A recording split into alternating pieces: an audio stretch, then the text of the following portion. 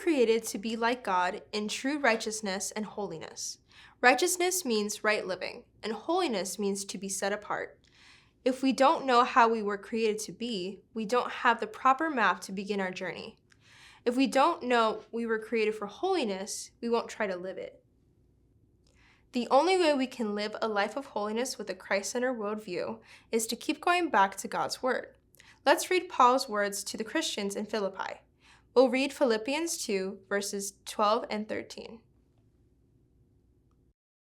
Therefore, my dear friends, as you have always obeyed, not only in my presence, but now much more in my absence, continue to work out your salvation with fear and trembling, for it is God who works in you to will and to act in order to fulfill his good purpose.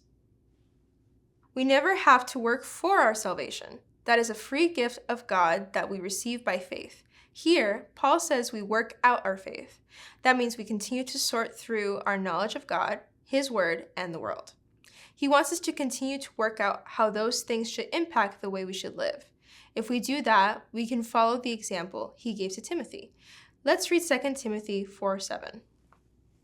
I have fought the good fight. I have finished the race. I have kept the faith. Paul liked to use athletic imagery in his writing. Here, he is using the imagery of boxing and a race. He kept on going, stayed in the game, he didn't give up.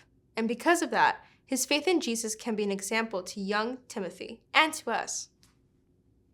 Being holy and living out of a biblical worldview can be hard, and it can be misunderstood. We can be seen as disrespectful or intolerant. Our worldview does not allow us to accept or approve of anything contrary to God and his word.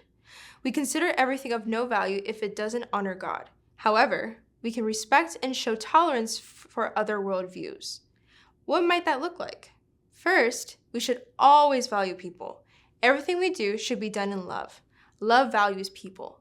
We see others as beings who have infinite worth simply because they are created in God's image.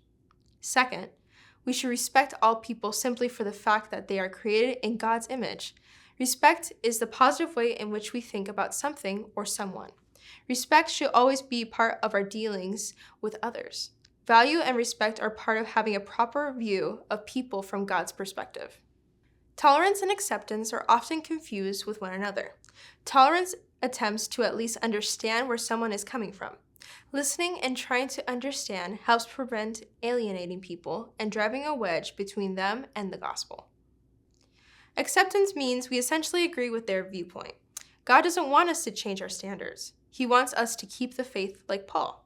That means sticking to what God said is true and how he wants us to view the world. If someone's worldview doesn't line up with the Bible, then we don't have to accept it, but we should always value the person, respecting them and showing our tolerance. Because we follow Jesus, we should resemble his character when dealing with people. Our behavior should reflect our worldview. Our actions should always reflect Jesus.